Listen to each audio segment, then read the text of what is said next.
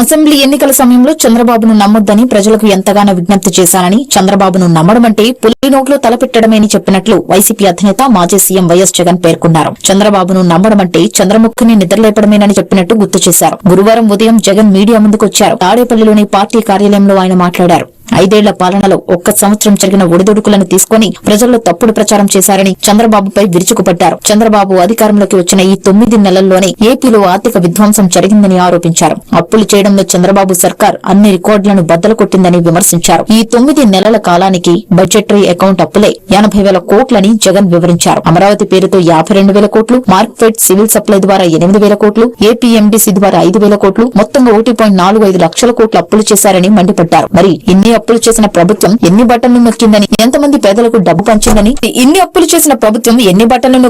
ఎంతమంది పేదలకు డబ్బు పంచిందని జగన్ నిలదీశారు. తమ సర్కార్ ప్రతిష్టాత్మకంగా తీసుకొచ్చిన మత్స్యకార భరోసా, కాపు నేస్తం, ఈబీసీ నేస్తం, జగనన్న చేదోడు, లా నేస్తం, రైతు భరోసా, వసతి దీవెన తదితర పథకాలకు కూటమి సర్కార్ మంగళం పాడిందని జగన్ ఆరోపించారు. ఆ పథకాలను నిలిపివేసిందని విమర్శించారు. ఈ ప్రభుత్వం వచ్చాక వాలంటీర్లను ఎలా మోసం చేసిందో చూశామని, కొత్తగా